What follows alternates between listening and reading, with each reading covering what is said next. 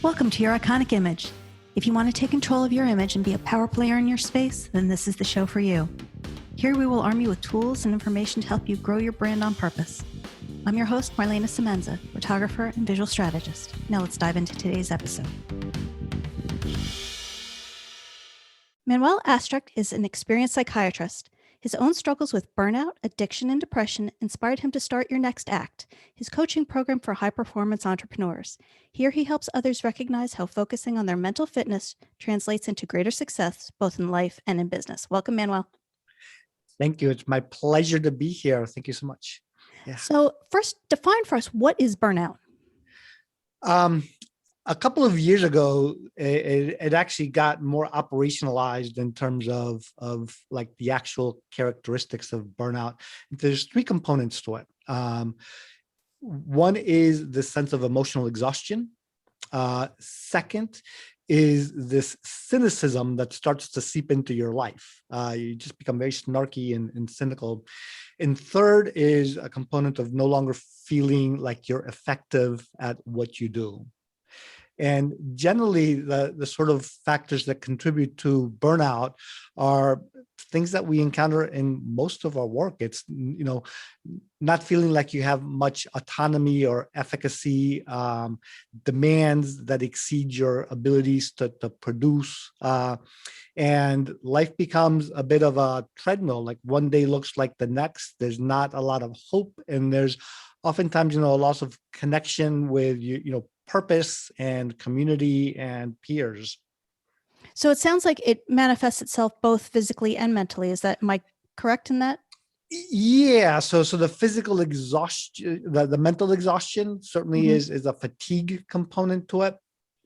What I talk to people about burnout is we have a continuum, because burnout is not necessarily a medical condition that needs to be treated with medications, but left unchecked, you can certainly move into depression when you get a whole host of mental and physical symptoms and a significant impact in your ability to function.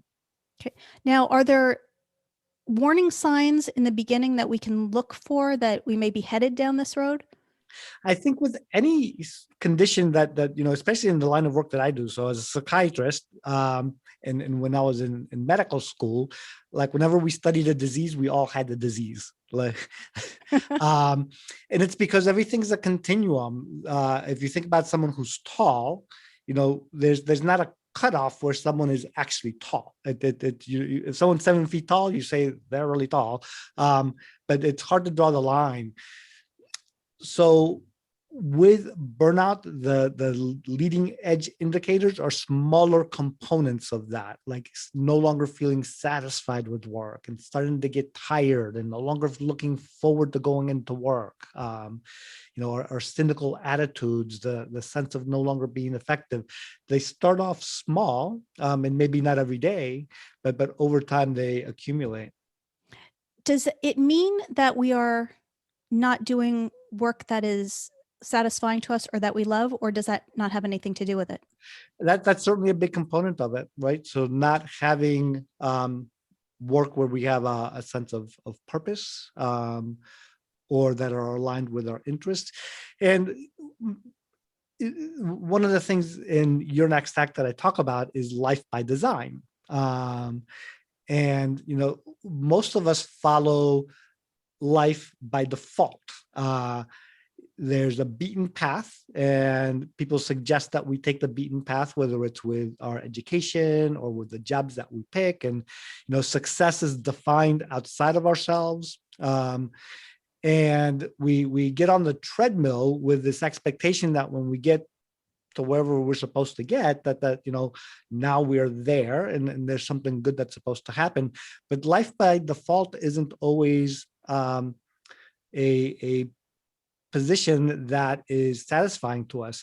And there's a lot of nuance to that. So a story that I've heard told is, imagine someone who is working as a mail clerk at a large organization and, they don't have much satisfaction with their life and, it's kind of boring and, they don't get a lot of respect or status. But that same person on weekends is the captain of the company's baseball team, and they just love baseball, right? So that little bit of satisfaction, that really is purposeful for them and meaningful to them, can mitigate against the 40 hours a week that are a bit of a grind. Interesting. So by being able to intentionally look for and add parts of our life that we find rewarding, and it can be just 10% of your day, that are rewarding and purposeful and intentional and yours, you can do a lot to move the needle with burnout. So how do we then, because it sounds like if we design our life instead of living it by default, we will mitigate the chances of burnout. So how do we go about doing that and designing our life? I'll tell you, I'll start with my own story, and then I'll connect some dots and give some systems that I have found to be really helpful in how to think about this. So when I first recognized that I was burnt out for a long time. And my coming to a point where something had to change was 12 years ago. And it was right after my twin sister, Magdalena, passed away from a brain tumor.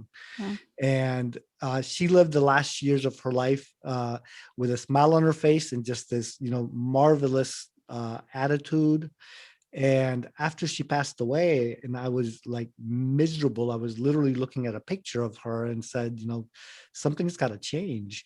And I immediately started to make change with things that I could control. I focused on one meal a day that I could eat better. I focused on 5 minutes a day of exercising, but making sure that I did that every single day, because I tried exercise programs before. I liked, the idea of exercising, but I'd do it like an hour for, a week every day. And then it'd be like, 6 months before I did anything again. Mm-hmm. So it was just 5 minutes a day, one meal a day.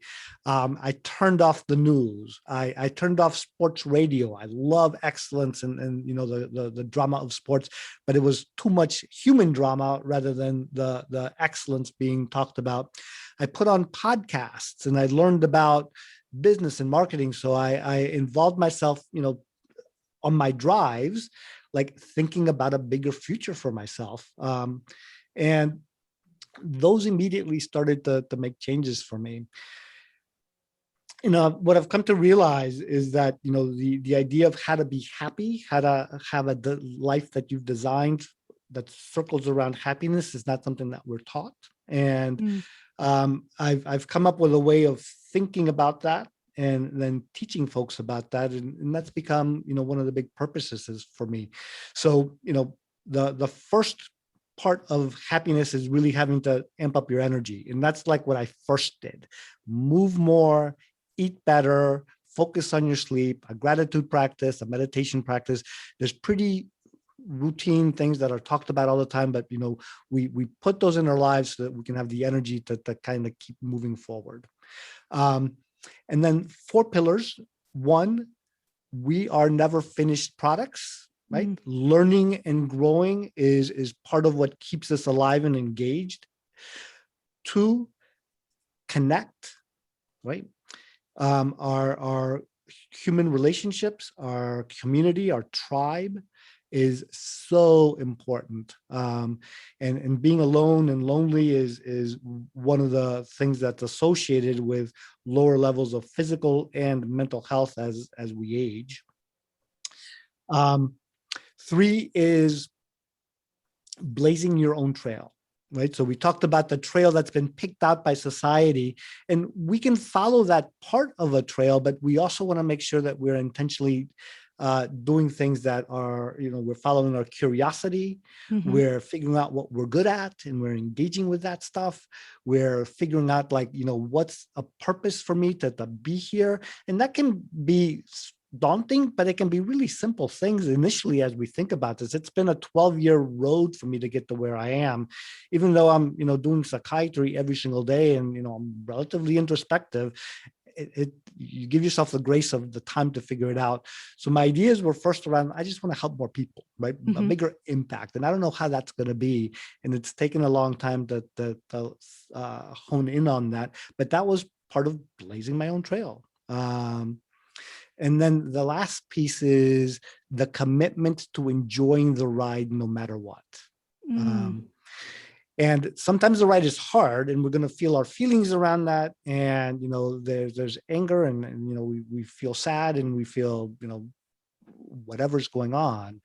But within that, we always have the ability, from Viktor Frankl, Man's Search for Meaning, that, we always have the ability to choose our attitude no matter what the circumstances, and that we choose to enjoy the ride rather than focus on the parts that we can't control and that should have been different, right? If only that guy hadn't cut me off, I'd be in a better mood today. And there's always challenges. This is planet Earth, a planet with gravity. There's going to be stuff that's messy and hurts. And our ability to accept is so important. So how much of it too is not just focusing on the things that we enjoy and that fulfill us, but also eliminating the things that don't? Are they equally important? So I don't know whether equal is the way that I would look at it. They're both really important. Okay. And the what I have found is that the more focused I become on, it's up to me to create the environment that sustains me and that lets me, enjoy the ride, the less tolerance I have for toxicity. And there's, toxicity with relationships or other things. Sometimes it's got to be the sort of thing where we've just got to like cut it off and not be around it. Like, I don't need to be on the news very much to know what's going on. There's some relationships for people with families or others that can be hard. And we may not be able to cut that off completely, but we can select the proper dose that we can endure and not get miserable ourselves, right? So is it a singular journey? For example, you had said that, we need to do this and we need to do that. Do we do these things on our own, or are seeking communities beneficial and things like that? Yeah. So that second pillar is all about connection. So finding connection, finding the community and the tribes that sustain us and that are like-minded is really important.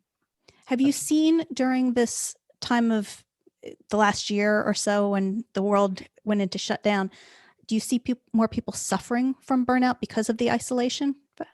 It's it falls into a number of different buckets. So I've got a group of people who say that they've been in training for the shutdown their entire lives, and they're like quite content, right? So you can relate.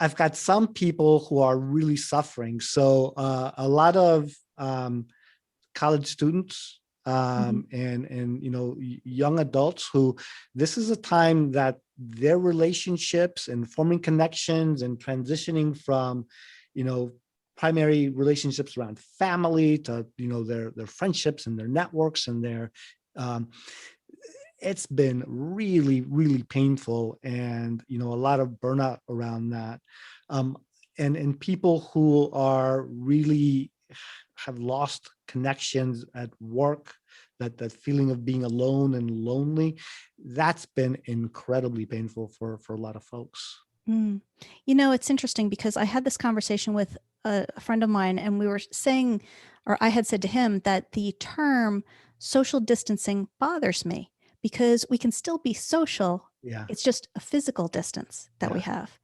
And I don't know if shifting our minds around that helps in those situations. No, it's really a great point. The language shapes so much of the meaning in the story in our heads. I remember at the beginning, so a year plus ago, when everything got shut down, March last year, there was a pretty big discussion around that term of social distancing, and that we're really talking about it wrong, that we should be saying physical distancing. And there was a chunk of time that people were like much more diligent in talking about physical distancing. And then Mm-hmm. somewhere along the way, like that got dropped. And Mm-hmm. we got back into social distancing. But you're absolutely right. The language that we use is going to shape the experience. And physical distancing is much easier to tolerate, and just as valid a reality of what we're actually doing. So, what happens if we don't address burnout? I think you get sick. Mm. So at the very best, you're miserable, right? Yay. And um, and that's not a good place to be. Um, we end up medicating Mm-hmm. in various ways. So when we're uncomfortable, when we're miserable, what we tend to do is to find ways to deal with that, to cope with that. And there's ways of coping that are healthier, and there's ways that are, so we drink, we eat, we binge on Netflix. There's coping skills that will allow us to endure our misery for a long time. Mm-hmm. um, but at the in the long run, people get depressed, people suffer, people are lonely, and people ultimately, the impact on our physical health and mental health is huge. What if, because you had mentioned earlier that we should find 10% or so of our day Yeah. to focus on that will make it better. What if people struggle to find something that brings them enjoyment or fulfills them? Then what? I think, there's a good number of people that would benefit from talking to someone. Mm-hmm. Um, from my perspective, we look for that 10% often to be something that comes in with a neon sign. And it's like, this is really awesome, right? Mm-hmm. But there's so many things that are awe-inspiring that if we either with the help of somebody, or kind of doing the work ourselves, that can just bring delight to us. So examples that I use, driving into work, like the sun, Mm-hmm. the clouds, the things turning green, um, the birds when I walk out into my car that are suddenly out there singing. These are things that are everyday sources of joy and inspiration, that when I'm looking for them, it is much easier to find than when I'm not. One of the things that I found with a gratitude practice is, 3 things in the morning that you're grateful for. Mm-hmm. And actually write them out, and actually, like, try to hold yourself accountable in some way, shape, or form. Mm-hmm. Um, Jerry Seinfeld has a practice that I think he calls it "Don't break the chain," but he works on his craft, whatever, 4 hours, 6 hours a day. And then when he does that, he has calendars on his wall, and he'll put a red X. And his goal is not to break the chain of red X's. Mm-hmm. So don't break the chain of your gratitude practice in some way that you're transforming it into something that you can actually see. Um, but when you're having to write 3 things down that you're grateful, you're looking every day for things that you're going to put on your list in the morning. Mm. So we can look for those things. Uh, Yesterday, so I do a newsletter once a week, that things that I'm listening to and watching, and things that inspire me. There was an article in the Atlantic about the cicadas that are coming out, and it was just such a wonderful story, the way that the writer had phrased it out. It's a cicada party. They have 2 weeks to hang out together, and then they go to ground for 17 years. And the timing has to be so perfect. And it was just a great story, and it was inspiring. And that filled me with, a little bit of joy for the day, that, something interesting. Mm-hmm. So it's not always, this big neon sign of enjoyment that we get. It's in the little things every day that are around for us. Do you ever see instances where people still, even with practicing joy and all of these things, are still struggling and have to make major life changes? Absolutely, right. So that's part of the human condition, and it's part of what the distinction between a case of burnout and a case of something that's more of an illness like depression, Mhm. or, I certainly don't think that if you're in an abusive relationship, or if you're suffering from alcoholism or something like that, that, a gratitude practice is going to like Right. be what you need, right? Mhm. So it's the proper prescription for the proper condition that we're looking at. Yeah. If we are, let's say, in a job or a career that we're not finding enjoyment in, and we go through these pillars Mhm. and are still struggling within that job, um, is it indicative oftentimes of something bigger, or it could just be that job's not the right fit for us? It can be, and it can be helpful to have somebody to talk to about those things, to Mhm. to try to sort that out. So sometimes it's someone holding on to something that they really need to let go of. Mhm. Um, and sometimes it's just like one little piece of information, one little nuance in terms of a mindset can be helpful. So a trick that I'll use with people, a trick or a mindset that I'll use with people that can be pretty helpful is, you know, going from being trapped, like I'm here at this job that's terrible and I don't have any choices, and my boss is like, no, doesn't listen to me, and they keep giving me like, all the stories in our heads that we're trapped in this condition. And just imagine that you're not trapped, right? Mhm. Just imagine, that you can find something else. Sometimes the very act of looking for another job, um, or imagining that, if it gets bad enough, I'm going to like go to Key West and I'm just going to live on the beach. like, just, the fact that you're not trapped, allowing yourself to really play with that, and, Mhm. and see how that's true for you, can be helpful while you're trying to figure things out. Mm. What about if you had had a dream that you didn't follow, or if or you regret not doing this or that or the other thing? How does that play into all of this? Man, so that's probably like 100% of us, right? Um, the the way that I think about it is, an old story that a friend of mine he tells all the time. It's like, when was the best time to plant a tree? It was like 20 years ago, 30 Right. years ago, and then Right. the second best time is today. So with the regrets, they can be clues to be curious about, what does that mean, and how does that apply today, and how can today I start to be curious and blaze my own trail and exploring things that once I dreamt about. And how can that be something that I use today to bring fulfillment to me in whatever way that can? Hmm. So let's say we want to avoid burnout. What are the things that we can start to do practically today that will help us to avoid it? Yeah. So I think that, first and foremost, we focus on that, energy on ramp. Hmm. And, some people have that practice down pretty good. And I certainly didn't when I started, but we start with those physical things. Focus on your sleep, eat better, move more, gratitude, meditation, prayer, and then from there, it's really looking at learning and growing, connections, figure out this trail that you're blazing for yourself, and then commit to enjoying the ride.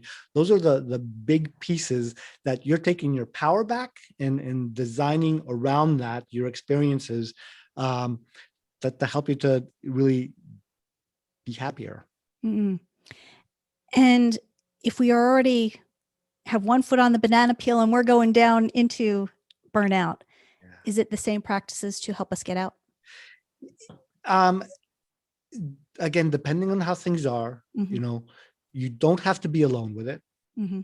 right? Um, there is help, Hmm. right? Change is possible, and you don't have to be alone. So there's a lot of resources to help someone who's going down, slipping down. You don't have to figure this out by yourself. Mm.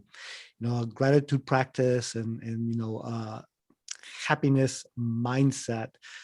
When you're having a hard time, get help. There's many times in my life that I've had to do that. So I'm the one that's supposed to be helping people. But I have certainly, like you talked about in the beginning, burnout was just one of the things that I've gone through in my life. And as a coach, I can talk about that more than I do in my, practice when it's not appropriate for me to share that with people. But, I had problems with alcoholism, and I had to get help and go to AA and get therapy and group therapies. Had problems with depression. I had to go see somebody for medications, and again, therapy and group practice. So we don't have to be alone. There is help, and change is possible. And sometimes the best help comes from somebody who has been through it and has seen the other side. Yeah. Just like just you. knowing that there's hope. Right. So tell us a little bit about your coaching program and what that entails. It literally has been 12 years of trying to figure out, like, how do I use the skills that I have and figure out how to package that in a way that I can have a bigger impact on the world. And what I'm currently doing, it's changed with COVID. It accelerated the timeline that I had. But I work with entrepreneurs who are, top 1%, very high functioning, and they're having problems with stress and burnout. And I'm guessing they're very closely linked to stress and burnout. And if you talk to an entrepreneur, just about anybody on the planet, stress is like so common. And the help that I give them is to work on their mental fitness with the sorts of things that we're talking about here, so that, when you grow yourself, you help your business to grow, you help your personal life to grow, and, ultimately more successful at both. And, I'm always amazed when people will just say, oh, well, just get rid of stress. Like it's a magic pill that you can just swallow. Yeah. Is there one tip that you can give us for that to help with stress? Remember what stress is. So stress is really, when we're talking about stress, it's a physiological reaction that all animals have when they're put into dangerous situations. So the body's reaction is pre-programmed for millions of years to deal with life-threatening conditions. And today we get to get stressed out because my boss just called me and I don't know what he wants, or taxes are due and I'm looking at my bank account, or payroll is due. Like, there's so many sources of stress. And one of the things that can be just tremendously helpful is to get a little bit more granular with what the feeling actually is, rather than just stress. I'm scared, I'm angry, I'm worried. So getting a little more granular and calling out the feeling. And then don't make yourself, I am stressed, right? Identify, I feel stressed. I feel sad. I feel scared. A little emotional distance is super helpful. That's fabulous. Yeah. Okay, I'm going to wrap it up on that and ask you 4 final questions. Yeah.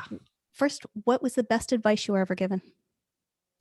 I've played around with, currently it comes from David Evans and Bill Burnett, who are from Stanford. They do the Designed Living, and they were asked, like, how can you design your life as in the least words possible? And it's 10 words: be curious, talk to people, try stuff, tell your story. Love it. Share with us one thing on your bucket list. I want to see things that are really old, like the Great Wall of China, the Egyptian pyramids, but I want to go to parts of the world where things are really old that people did, and just be inspired by that. Love it. When the toy companies get around to making an action figure of you, what 2 accessories will it come with? That was a book and in my iPhone where I listen to my podcasts. Love it. And the last one, because all of this was so fabulous, and I'm sure people are going to want to know more about you, where do we find you? Best place to connect is manuelastruc.com. That's MANUELASTRUC. If you do a /free on that, there's a 13-minute video on our greatest superpower, And you'll get signed up for my newsletter and my daily morning musings that go on Facebook Live every morning. Perfect. Thank you so very much. And thank you for being here. Oh, my pleasure. It was a fabulous conversation. Thanks so much. Thank you for joining us. Once again, I'm Marlana Semenza, photographer and visual strategist. Please comment, like, or share this episode, and don't forget to subscribe so you don't miss a thing. For more information on how I can help you create your iconic image, visit marlanasemenza.com.